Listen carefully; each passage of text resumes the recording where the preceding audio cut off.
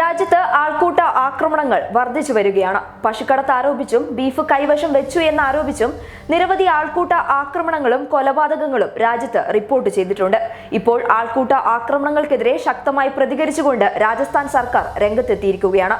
ആൾക്കൂട്ട ആക്രമണങ്ങൾക്കെതിരെ രാജസ്ഥാൻ സർക്കാർ നിയമം കൊണ്ടുവരുമെന്നാണ് രാജസ്ഥാൻ മുഖ്യമന്ത്രി അശോക് ഗെഹ്ലോട്ട് പറഞ്ഞത്. ചൊവ്വാഴ്ച നിയമസഭയിലാണ് അദ്ദേഹം ഇക്കാര്യത്തെക്കുറിച്ച് അറിയിച്ചത്.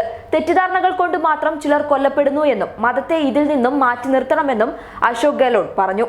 രാജ്യത്ത് വർദ്ധിച്ചുവരുന്ന ആൾക്കൂട്ട ആക്രമണത്തിൽ ആശങ്ക രേഖപ്പെടുത്തുകയും ചെയ്തു.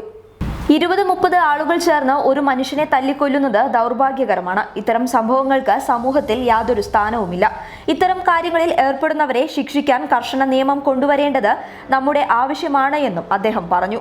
ആൾക്കൂട്ട ആക്രമണ സംഭവങ്ങളിൽ നിങ്ങൾക്കും വേദന തോന്നുന്നില്ലേ എന്ന് അദ്ദേഹം പ്രതിപക്ഷത്തോട് ചോദിച്ചപ്പോൾ അതെ എന്ന് അവരും പ്രതികരിച്ചു.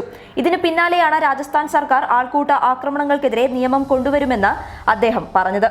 മറ്റൊരു ജാതിയിൽപ്പെട്ടയാളെ വിവാഹം കഴിച്ചതിന് സിരോരി ജില്ലയിൽ ദമ്പതികൾ കൊല്ലപ്പെട്ട സംഭവം അദ്ദേഹം സൂചിപ്പിച്ചു. അവർക്ക് കൊല്ലാൻ എന്ത് അവകാശമാണുള്ളത്?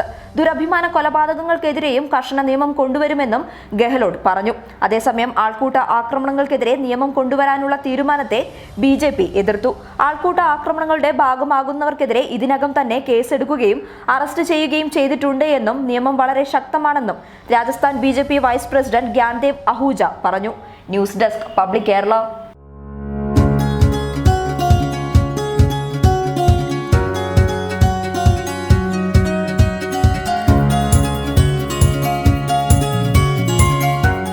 ഇനി സേവനങ്ങൾ വിരൽത്തുമ്പിൽ. Bismi home nursing service, Anangoor, Kasaragod.